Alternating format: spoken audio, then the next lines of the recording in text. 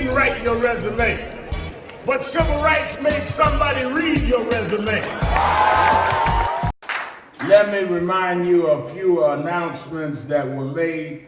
I want to emphasize that on this afternoon, Mother Nixon, 100 years old. And she is a lifetime member of the network, and we celebrated her birthday here last week, but today they're gonna have a drive-by. They're gonna have a drive-by at the church she's a mother at, Mother AME Zion. And it's a drive-by there at 137th Street, right off of 7th Avenue, where Adam Green Park Boulevard. Mother AME Zion is a historic church. Paul Robeson used to go to that church. And Mother has been there a long time, and she's been with us from the beginning. Mother has been in the movement since the days of Malcolm in New York and others. She's never stopped being an activist, and we're thanking God that she's made it to her 100th birthday. That's right, give her a big hand.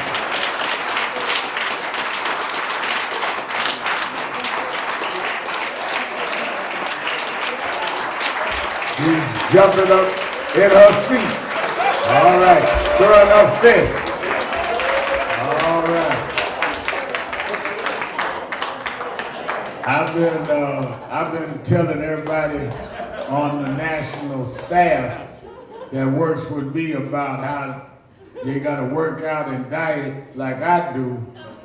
And I'm, vegetarian. I work out every morning. And I called Mother Dixon on her birthday, 100th birthday this week, and she told me and Dominique she had just left Sylvia's having some soul food. So when I hung up my cell phone and told that Attorney Hardy, I said, she just left Sylvia's at 100 years old. And Hardy been trying to watch his diet. Hardy went in and ordered 3 slabs of ribs. He said, forget about all this health food. If she get 100 years old, I can eat what I want to eat.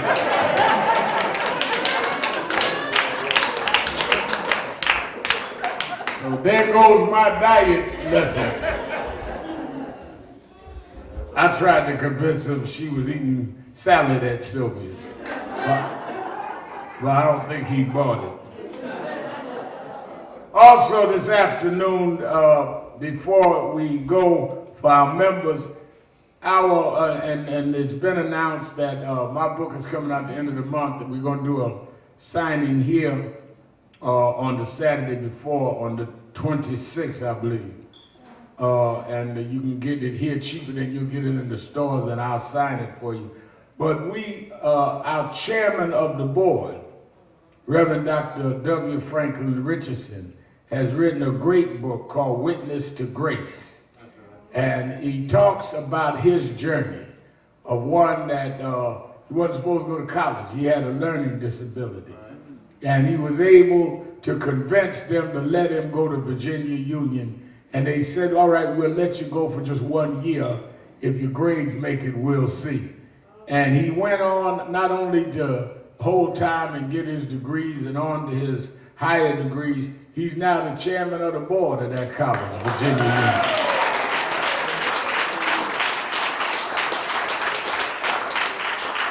And he pastors the largest congregation in Westchester County. And he talks about how he went all the way with grace. A lot of y'all think you've got to be born with a silver spoon in your mouth, or that you've got to inherit something from those ahead of you, and if you don't come from that kind of pedigree or that kind of lineage, you can't go anywhere. Well, you need to read Witness to Grace by Dr. Richardson. You see him now as one of the great faith leaders in the country and chair of the board of NAN and of the Conference of Black Churches.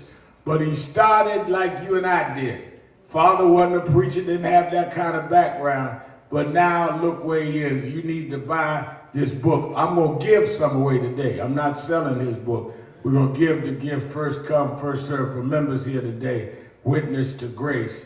And then in 2 weeks, I'll be doing my books here at a reduced price. I ain't giving mine away because we got to pay for it.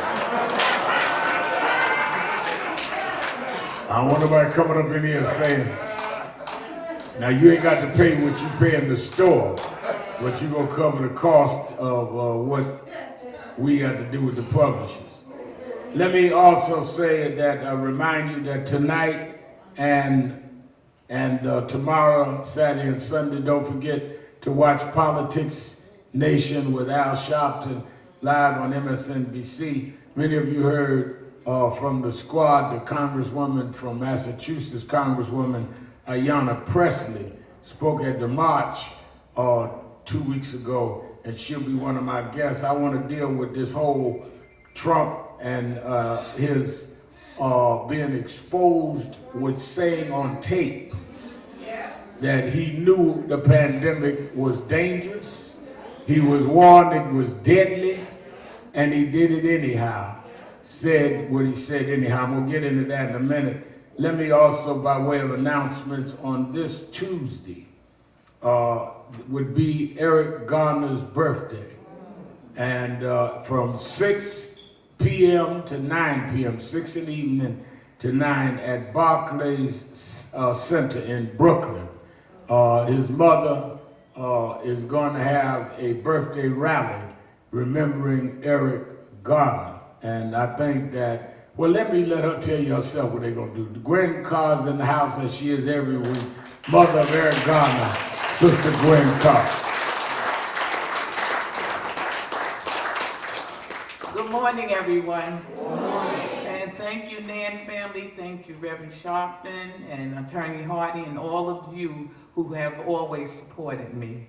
Yes, this Tuesday would be Eric's 50th birthday. And I plan to celebrate it by being down by the Barclays Center, and we're going to have musicians, going to have poets, and it's going to be a day I want to celebrate his life rather than commemorate his death. And I'm asking everyone who can to come down there. It's from 6 to 9 p.m. on Tuesday. And I just want to tell the world what I feel about my son. And I want to just embrace the life that I had with him while he lived. And I just want to share it with everyone. And I want to make that Eric Garner Day. So I'm telling you, there are going to be Congress people there, there's going to be elected officials, and I just want to present to them, this is the way I feel that that day should be remembered from here on in as Eric Garner Day. So please come out. Thank you so much. Give a hand, Gwen Carr.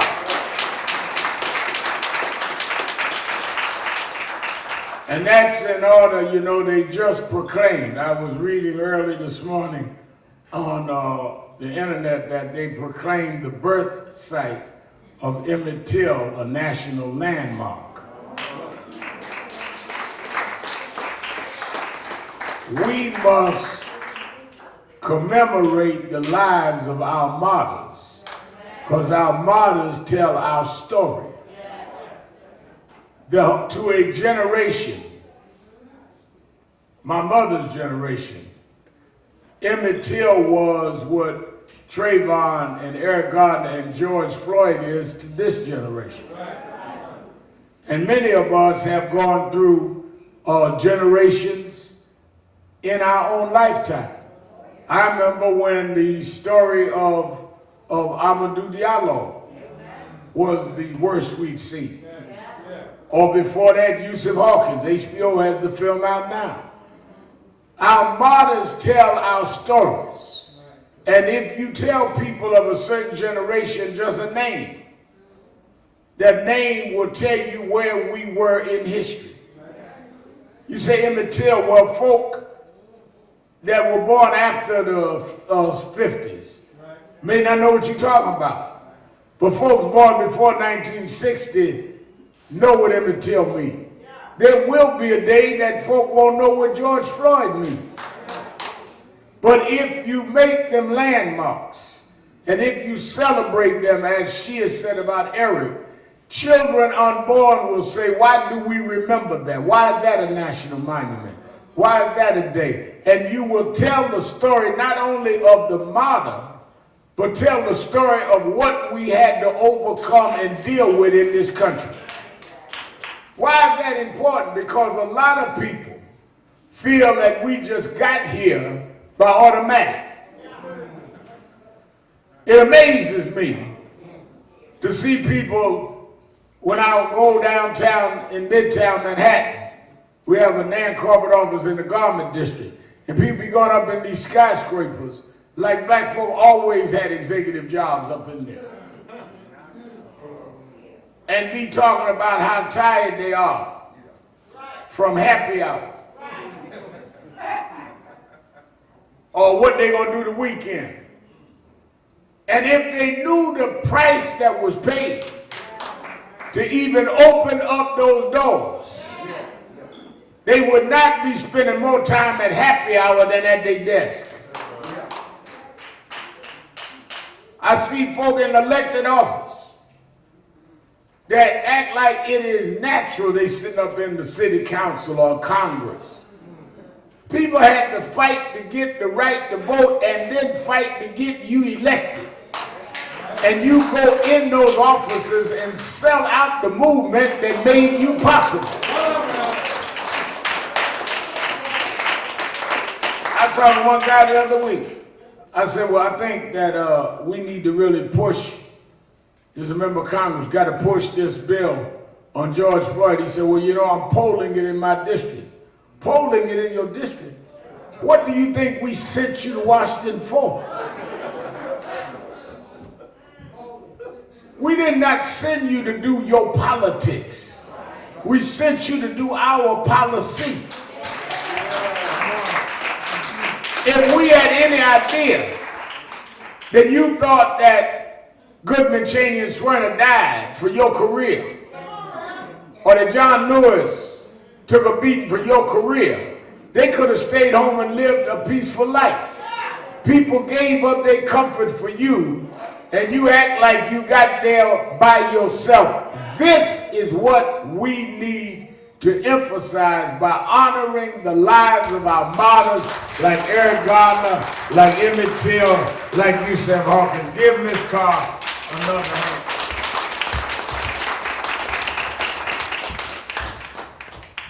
Let me say that it is important. Let me welcome our Impact Television family joining us all over the world. As I talk about our martyrs, 43 years ago today, Steve Biko was killed in South Africa by police. And this afternoon, which will be night in South Africa for you that are watching us there, I'm honored that the University of South Africa and the Stephen Biko Foundation has asked me to keynote the National Biko lecture happening today in South Africa. I'll be doing it by Zoom in a couple of hours. And I talked yesterday with his son, who heads the foundation, and his widow will be there. If you look at the parallels between our struggles all over the world, it is a global struggle. What people do not want to recognize is that the same white supremacy that we fight in the United States, they had to fight in Africa, in Asia, and all over the world. That's why I tell folk talk about, well, I'm just going to leave here and go back to Africa. You're going to run into white supremacy in Africa. You might be changing address, but it's the same problem. And it always are those that fight against the system that have to face the arm of the enforcers of the system. One of the reasons why they honored me with doing the lecture this year is that the same law enforcement that stepped outside the law on Floyd stepped outside the law on Kill Biko. Same thing. And that is why you've got to deal with it as a systematic racism. You cannot just deal episodic, one episode to the other, until you change the system, which takes laws and takes digging out the bad and restructuring. That's why I said we got to reimagining what policing is. You got to restructure all of this. Otherwise, it's going to keep happening again. Like baking a cake, if you keep putting the wrong ingredients in, you still going to get the same mess. And it is built in the system. And it's parallel. No accident that in the early part of the 20th century, it's one of the reasons why I'm working hard every day on building this museum here at the same location where you have an House of Justice. These developers brought the block, but I made a deal that we can have our museum here with them. And because we need to be able to tell our story at the same time that at the beginning of the 20th century, that they formed the NAACP, and then the Urban League about 3 or 4 years later. This is the first decade of the 20th century. When the ANC started in the second decade of the 20th century in South Africa, they studied the models of the NAACP and others here. And in many ways, they studied models going back and forward. Biko, in the mid-20th century, pioneered and personified the Black consciousness movement, which paralleled in the States the Black Power movement. So many of us act like one of the things that I always try to warn people is if you study more than you look in the mirror, you would find out what you're doing is bigger than you and has been done before. I read all these black scholars who had done no scholarship, that act like everything is new. You keep hearing all these people talk about, well, it's the first time we see movements that were organic all over the country. That's not true. The Freedom Riders were organic. Didn't nobody organize, incorporate, and was the president of the Freedom Riders? It was students that decided to get on those buses and say that blacks can go travel interstate and ride the front of the bus. That's where SNCC came out of, the Freedom Riders. Well, you know, we got to deal with generational problems. We always had generational problems. They ain't new. You ain't the first generation that wanted the generation ahead of you to give you space. Everybody did.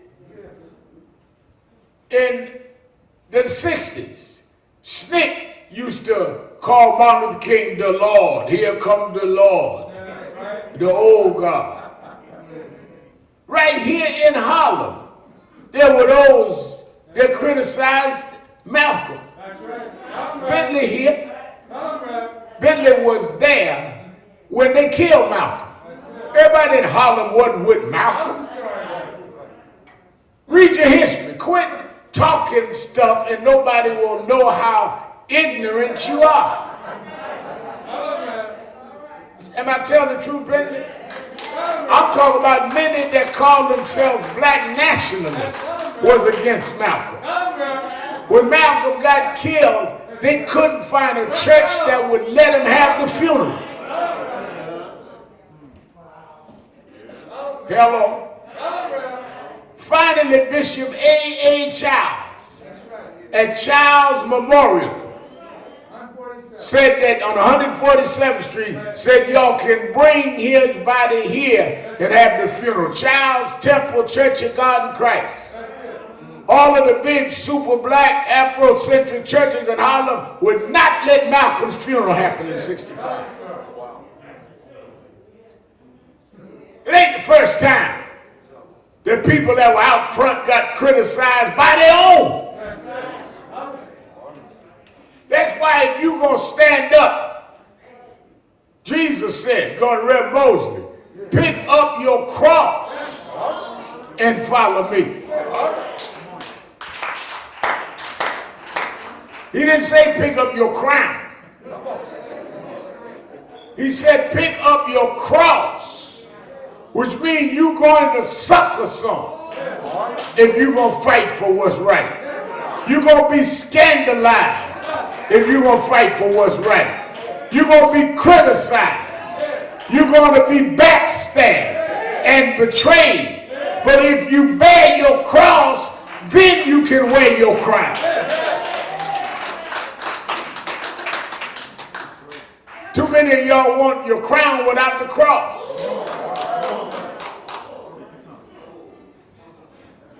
Say something at one rally slick and run back to Facebook, see how many followers you got. Facebook freaks.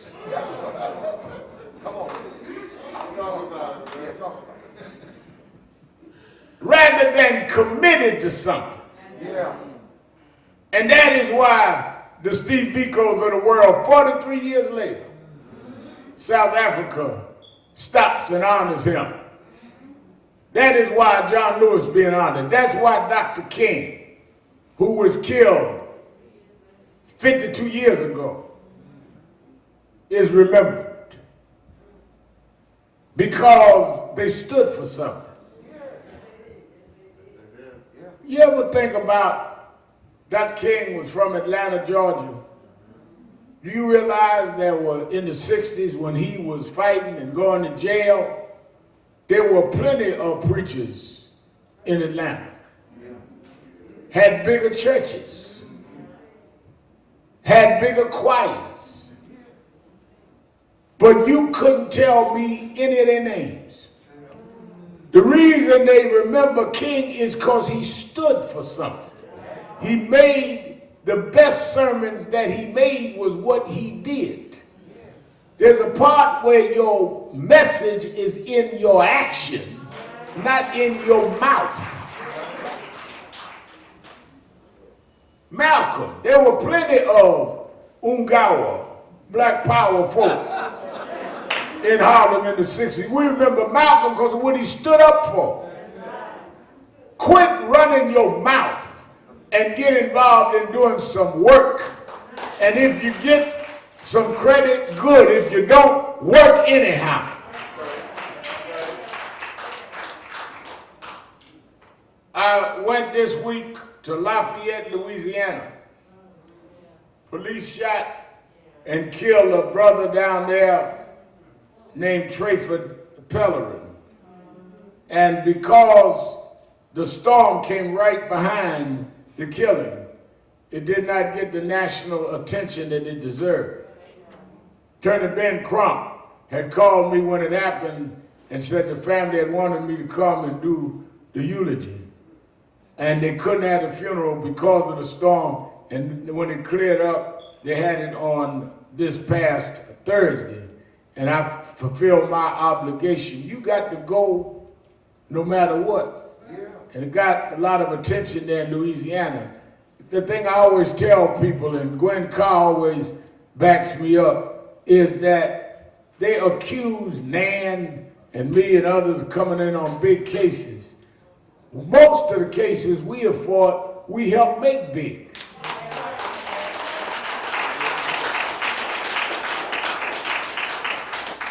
That's part of why people call us. It's so that the case can become big and stay big enough so that they have to seek some justice in the case. If they can hide the case, you ain't got a shot at justice. You may or may not get justice, but you have a better chance if you can keep it in their face. And a lot of those that are there when it happens in the beginning fade away and go on to the next case. We stay right with the case and the family until the end, because that is what we do. That's why we got an organization. I be dealing with folks all the time. I say, well, you want to form your own group, good. But where is the group located? No, we're viral. Well, how are folk going to get help if they don't know where to go talk to somebody? That's why in the first hour of this broadcast every week, we have our crisis director, William Allen, speak. We don't only just rally and march and do television and radio. We do on a daily basis, dealing with people's crisis. Some folk, there ain't no heat in the building in the winter. Some folk, there is whatever the problems may be, and whatever the situations may be, can't get the elected officials to respond. You got to be serious about the work. Like yesterday, George Floyd's family went to court in Minneapolis and had to deal with the hearing. You don't know the psychological damage that it is for you to have to sit there in court and look at 4 men that killed your brother, your cousin, your nephew, and you have to watch them stand up in the court and tell a story that is an absolute lie about your loved one. They went to court yesterday in Minneapolis, and the 4 police officers that are indicted said, well, one of the defenses are that George Floyd died of something in his system. It wasn't caused by them putting the knee on the neck. That's how they argue that. Now, it come out in the small New York Times that the main officer, Chauvin, had used neck procedures before. That's one of the reasons why we want this George Floyd bill passed, is because we want to have the background of the police. First thing they always do when there's an incident is give you the background of the victim. No, I want the background of the policeman.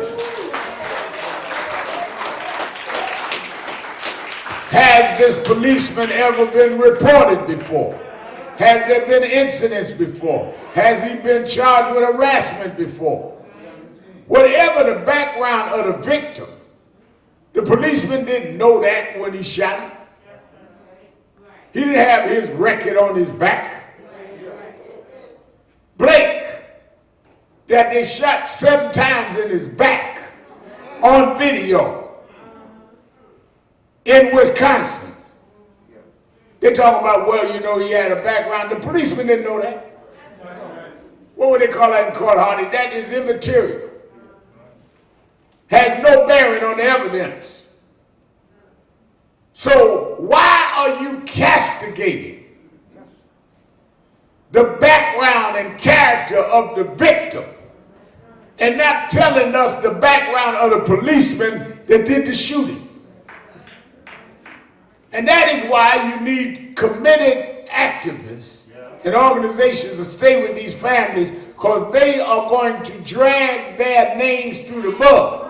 And you're going to need folks that will stand with them during the hard times like you did during the good times.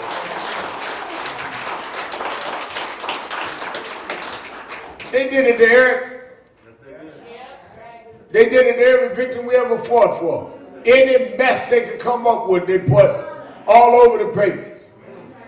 And I told Ms. Carr and the gardeners, I told everyone we fought for, let me tell you something. They're going to come and dig up everything they can, and what they can't dig up, they'll make up. All they got to do is get a little bit, and they'll blow it up to something bigger. I said, now the good news about us coming is they despise me, so they will be making up stuff and digging up stuff on me, so they got to get to y'all next. I'm the first row. Let them come at me. That's what I do. Shoot your best shot. They been shooting me all my life. That is part of what you do. And you got to understand that. You know, people tell me all the time, Reverend Al, you know, you always controversial. Because I'm fighting those in power. Do you think they're going to pat you on the back to fight them? Do you think they're going to congratulate you for changing their privileged status? That's why we were talking the other week that we want allies. We want folk, white, Latino, black, everybody in this. But don't come as an ally and change the course of the movement and decide who's going to lead and who's going to speak and who's going to do what. Because now you're going too far. I remember early this year, they having a rally about our conditions. And one group brought Gwen Carr, Eric Gardner's mother, down to speak. That the rally about her son and George Floyd and others. And these folks talking about, well, we don't have her on the program. What kind of program you gonna have? Where the victim can't talk. I'm not making this up. She's sitting right here. They called and told me that. I said, what you talking about? Because some want to give sympathy to us, but don't want to share power with us and empower us to execute justice and what is right. That's why I told them at Selma in my speech for the voting rights anniversary, we are not looking for better slave masters. We're looking to be free. I don't need you to be in charge of my freedom, because as long as you're in charge, I'm not free.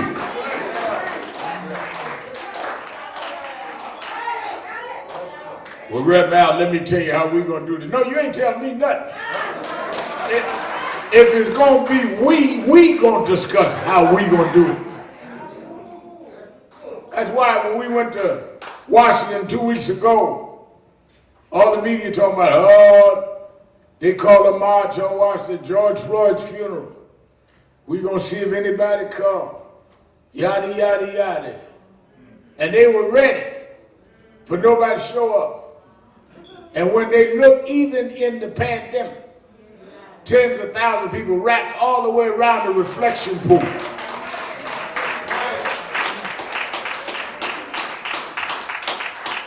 And we had everybody speak and then put the families up to speak.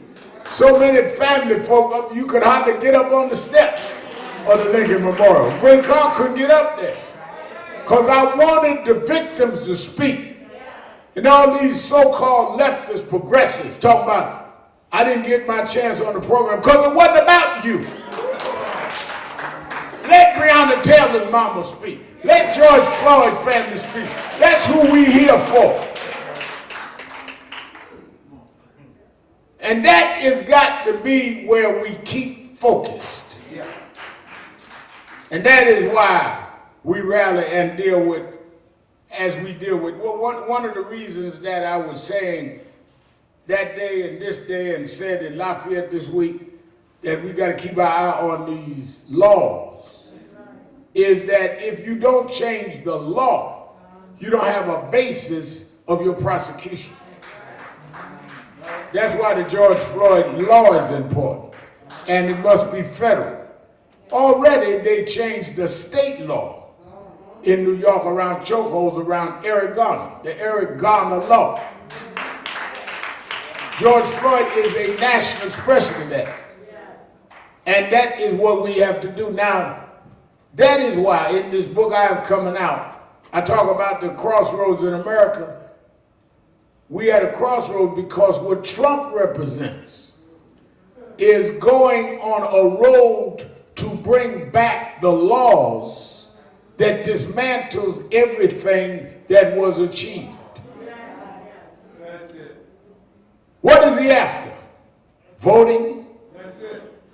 police behavior, economic behavior.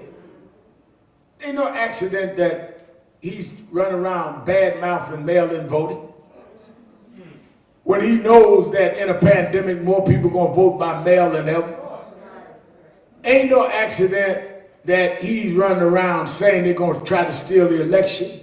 He is trying to block you voting and having the mind to vote. Let me tell you something. Trump come to New York just like I do. They have a thing downtown on Times Square before the pandemic called 3-card money, where they get you looking at the wrong card to take your money. He's trying to get you ready for the count, so that if Biden beats him, he can tell you, I told you they was cheating, I told you it was corrupt, and if you're not careful, they will be fighting the count all the way into 2021. You can't let them fake you out of it. Now, let me give you the black caucus of the fake. I want y'all to get this now. If you're in a beauty parlor, come from under the dryer. You need to hear this.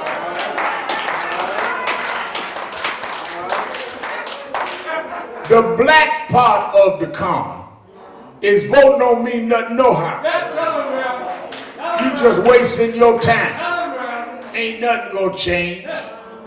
We had Obama 8 years and ain't nothing changed. That's part of the black fake, to talk you out of that.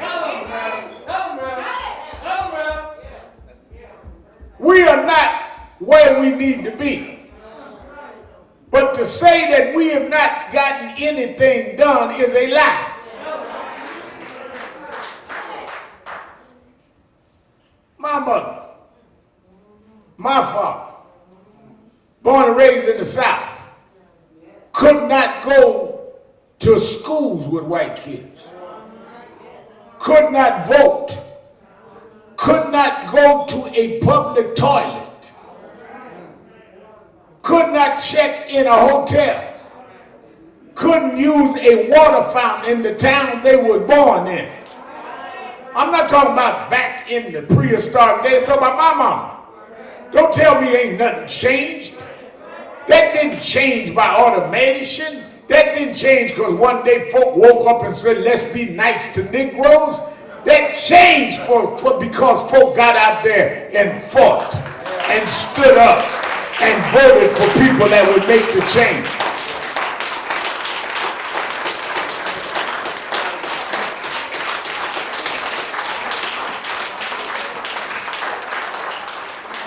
You going to school that blacks couldn't get in, and sitting up there getting a PhD in ingratitude. Well, the way I analyze this thing is the metamorphosis of it. The way I analyze you is that you would not be there analyzing if some folk with no D's and some with no diplomas hadn't paid a price. And therefore, voting don't solve everything, but it addresses some things. And if you're trying to dig your way out of being put in the pit, you use everything that is available to lift yourself out of the pit. But Trump is going to have them come out here with all this vote no matter stuff. Then he going to come with, where is Biden and them on these issues? Well, where's Trump? Guy called me on my radio show the other day. Well, I'm not forgiving Biden for the crime bill. I said, well, I marched against the crime bill and Biden in '94. But Trump is for it now. Biden has said there was unintended consequences. They shouldn't have done certain parts of it. Trump is for it now. Trump said we ought to have stop and frisk national now. How you more mad at somebody 25 years ago than you are somebody today?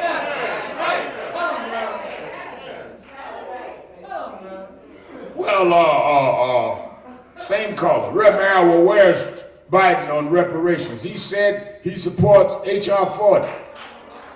Trump say he's against reparations. Beware of the trick now to come, where they're going to put more on Biden and Kamala Harris than on Trump. Trump, in the last 2 weeks, ended any racial sensitivity tests in federal agencies. Stopped discrimination policy in HUD, which was stopping discrimination in suburbs. In the last 2 weeks, Trump did. Trump's own lawyer and fixer, Michael Cohen, said he's a racist. Omarosa say he's a racist. So, I mean, what are we talking about? But if you get some blacks, many of them confused, some of them hired. I'm going to say it again on television and radio. Some of them are hired to cause confusion. Because Trump don't need you to vote for him. He just needs you to not vote at all.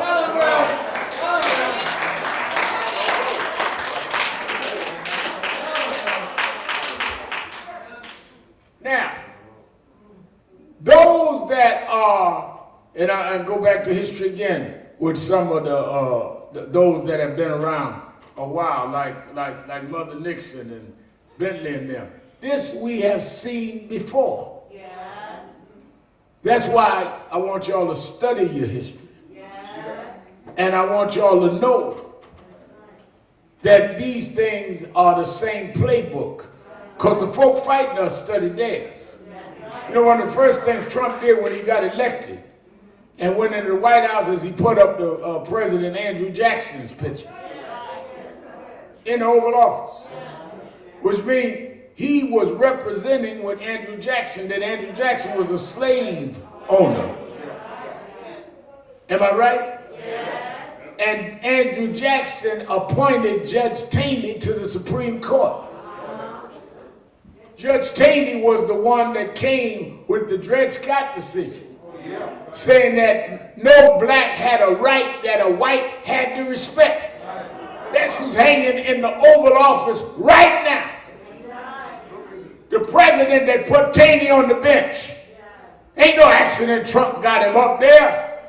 Because Trump is relating to the lineage and history of what ideology he comes from. And you are running around talking about don't listen to the old school. We got to do it a new way. This, that, and the other. And they're trying to disconnect you from your history so you will not know the playbook to be ready for.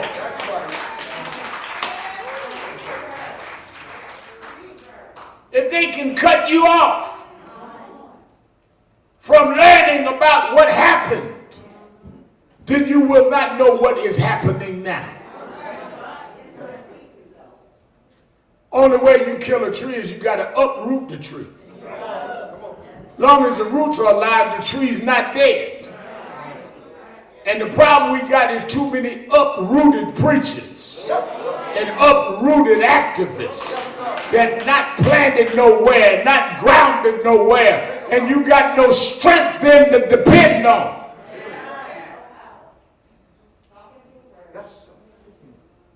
Come out. All of us have had to adjust our lives because of this pandemic. Had to stay in our homes. Had to walk around our homes with face masks on and still wearing them. And then we find out this week that in January, they went, the experts, and told the president that there was a pending pandemic that was deadly and dangerous, that will be the worst situation in your presidency. In January. as late as March, he was still saying it's only a few people. It'll disappear with magic. And the witness that he said it, I hang around Hardy, so I believe that everything I say I got to have a witness. You work in the office with Hardy every day. How do you back that up, Reverend? Where is the evidence? So the witness that I had to Donald Trump saying it is Donald Trump. Because Woodward interviewed him on tape. And he said, they told me in January, but I did not want to make people panic. Let me tell you now. He said on several conversations on tape, I knew it was deadly, but I wanted to play it down because I didn't want people to panic. If something was deadly, how do you decide not to tell people they're facing potential death and they need to do these precautions? He's running around telling people don't put face masks on. Telling reporters, take that off, I can't hear you. Mocking them when he knew better. See, I thought he just was uninformed. I thought, he don't read nothing and he sit watch television all day. I thought he just didn't know. Now we know he knew. Can you imagine you get sick? You got a terminal problem that could cause your death, and the doctor say, I ain't gonna tell him and his family because I don't want to panic. So the doctor gonna decide to just let you die. Or maybe it's a miracle come.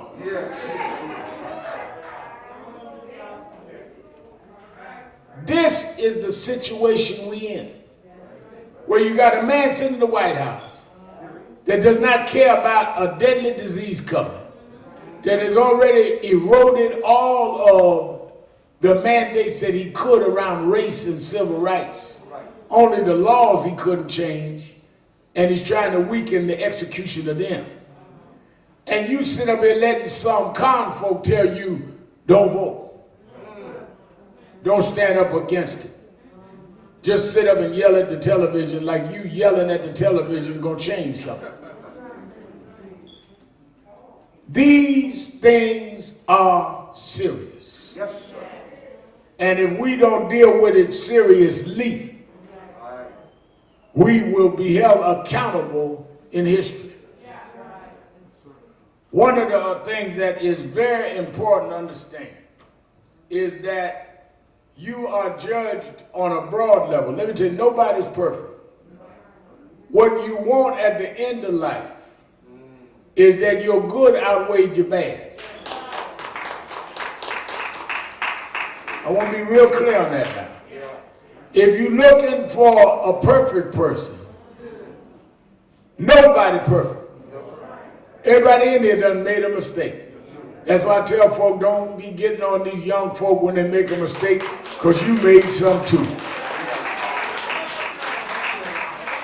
I could never understand, Brother Gilchrist, how old folk in the church want to run the young folk out because they made a mistake, or they did this, or they did that. You did too. You might have done it down south and moved up north, but you the same one. If we dug a little deep into your hallelujah, we find out something.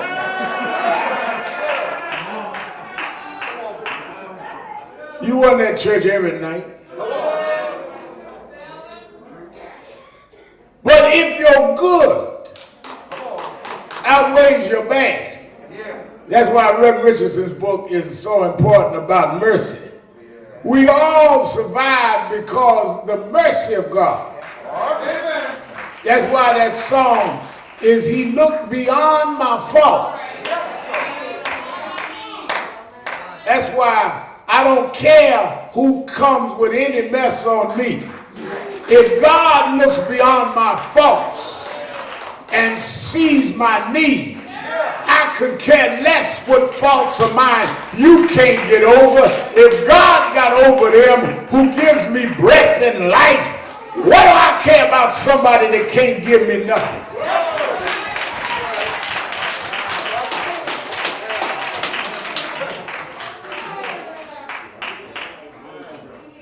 Saints are not perfected people.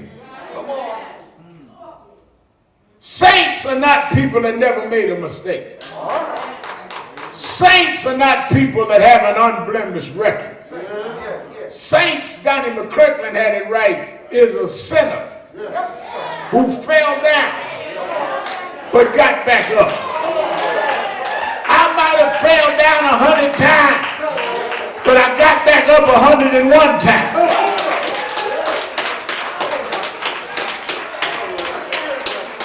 Just because you fall, don't wallow, get up. Don't lay there and holding a pity party, get up. Don't lay there being humiliated, get up. If you can't find the strength to get up, roll over and look up until you can figure out how to get up.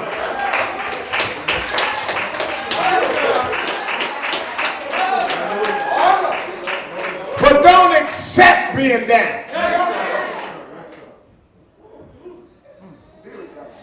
That's why we march and protest. And that's why in our personal lives we keep going. Because we don't adjust to being down.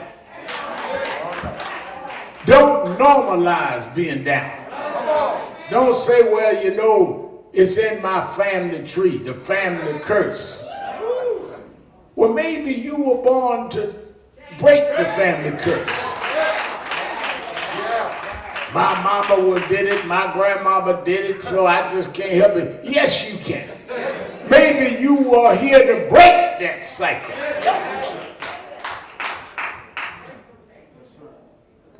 That's why I was reading the other day, Reverend Moses, I'll let y'all go. I was reading about this man that was laying by the pool of Bethesda. And y'all heard me talk about this a lot of times, about the man laying there 37 years.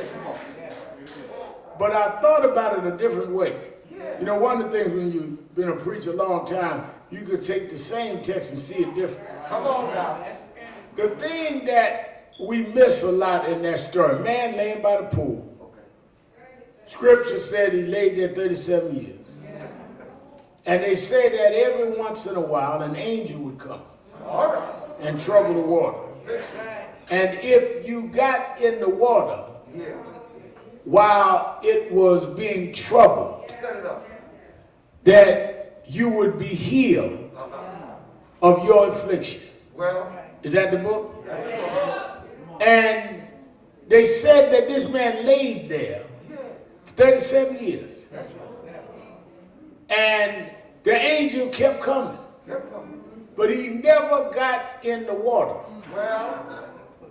Now, imagine the conversations he's having.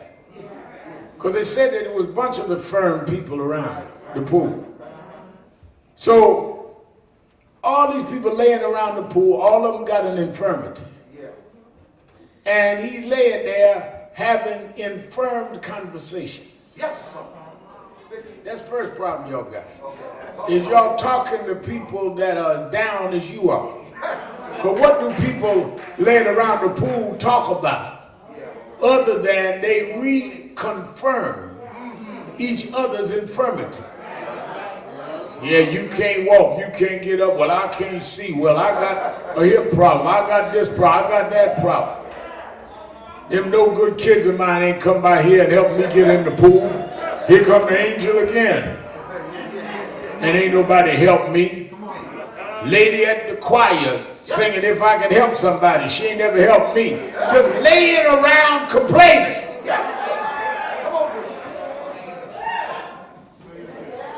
But then the Bible said that Jesus came by. And y'all know we talk about how Jesus healed them, but here's what I missed. Jesus did not give him a prayer cloth. No. Jesus didn't tell him to repeat after me 3 times. Yeah. Jesus didn't give him any rituals or anything to go with. Jesus said, do you want to be made whole? What do you mean? I asked you, do you want to be made whole? Come on. Well, I've been laid here 37 years and the angel goes, no, I didn't ask you that. Come on. Do you want to be made whole? Yeah. Now, what I missed was that your healing, your deliverance is in you. Jesus didn't put no Jupiter stuff on him. If you make up your mind to get up, your problem is you never made up your mind to get up off what you laying down in.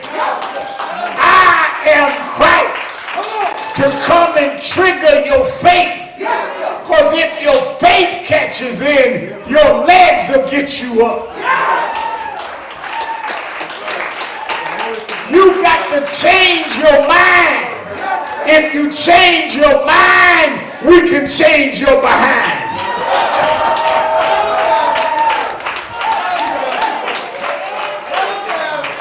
Do you want to be made whole? And when he made up his mind, he said, all right, then pick up your bed. The Bible didn't say Jesus even helped him get up. He didn't even grab the bed. He didn't grab his arm. He says, all in you, pick up your bed. And I want you to walk. And I know it's against the law to walk on the Sabbath. You're going to have to break some laws when I heal you. You're going to have to be criticized when I hear you. But the folk that talk about you, the folk that say you're breaking customs, holding your bed on the Sabbath, they didn't pick you up. I picked you up. I triggered your faith. Put your bed on your back and walk down Main Street. Let them talk about you, but walk anyhow. Let them scandalize you, but walk anyhow. Let them terrify you, but walk anyhow. Put your bed on your back and say, I changed my mind.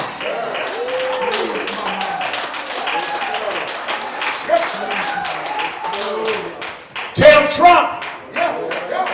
Trump said, I don't know what's wrong with that. We used to be all right, but I picked up my bed. I changed my mind.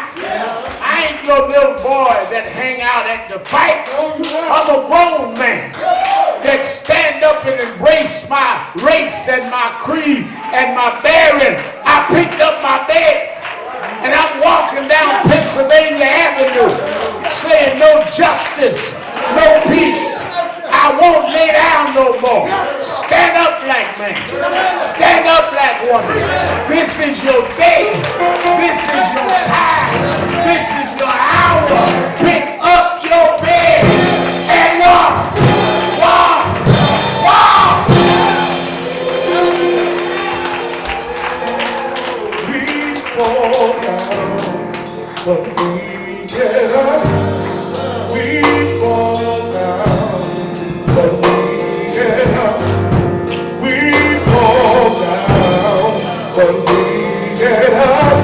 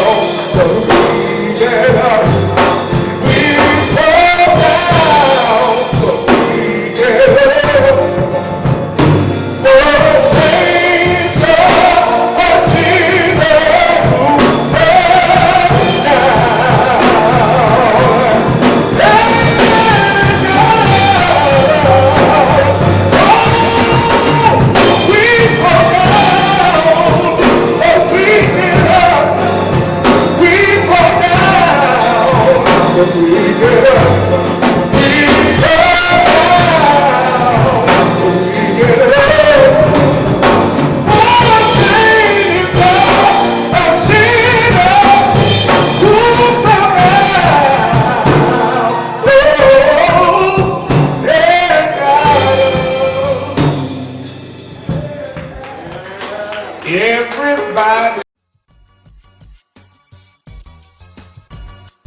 Civil rights didn't write your resume, but civil rights made somebody read your resume.